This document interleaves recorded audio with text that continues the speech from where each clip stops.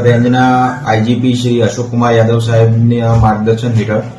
સુરેન્દ્રનગર જિલ્લાના એસપી સાહેબ શ્રી ભીમચુક ડેલુ સાહેબની સૂચના અનુસાર સુરેન્દ્રનગર જિલ્લાની એસઓજીની ટીમ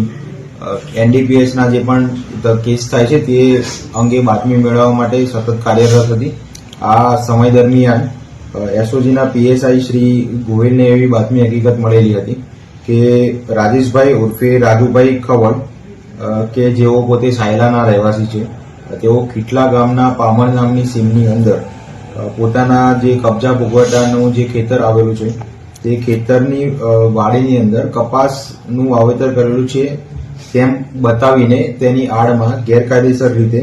કોઈપણ પ્રકારના પાસ કે પરમિટ વગર લીલા ગાંજાનું વાવેતર કરેલું હતું. આ બાતમી હકીકત મળ્યા બાદ એસઓજી દ્વારા તે ઈસમ અને તેના ખેતર અંગે વોચ ગોઠવવામાં આવેલી હતી અને આ બાતમી અંતર્ગત રેડ કરીને લીલા ગાંજાના છોડ કુલ 180 નંગ કે જેનું વજન 559 કિલોગ્રામ અને 700 ગ્રામ જેટલું થાય છે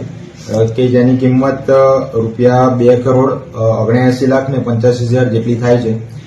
આ મુદ્દામાલ સાથે આરોપીને ઝડપી પાડવામાં આવેલો હતો અને આ આરોપીને ધોરણસર અટક કરીને દજાડા પોલીસ સ્ટેશન ખાતે ગુનો દાખલ કરવામાં આવેલો છે.